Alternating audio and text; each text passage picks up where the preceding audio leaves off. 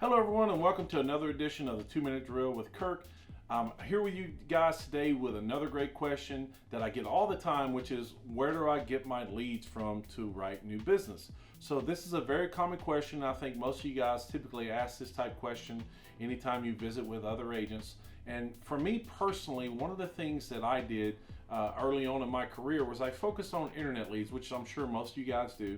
And for me, unfortunately, that process led me down a path that wasn't economically sound for me, and in essence put me $300,000 in debt. It's one of those things I talk about quite regularly, about the conversion rate and the things that happen with that, because I was making mistakes, and that was the reason why it wasn't successful. I didn't have a great process, and the biggest thing that was happening is I didn't have a referral plan on anything that I was interacting with or closing.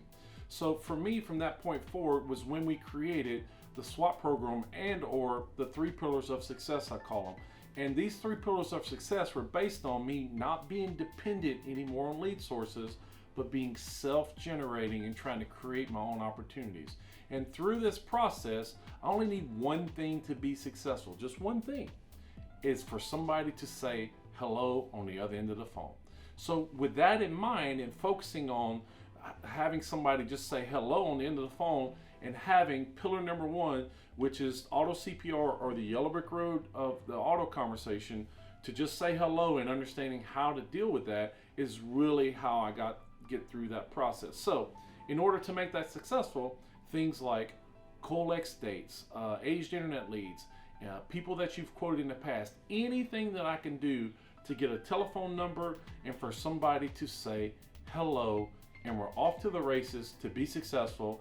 And then after we close them, it's not over, and every interaction either leads to 1 or 2 things: cancellation or referrals.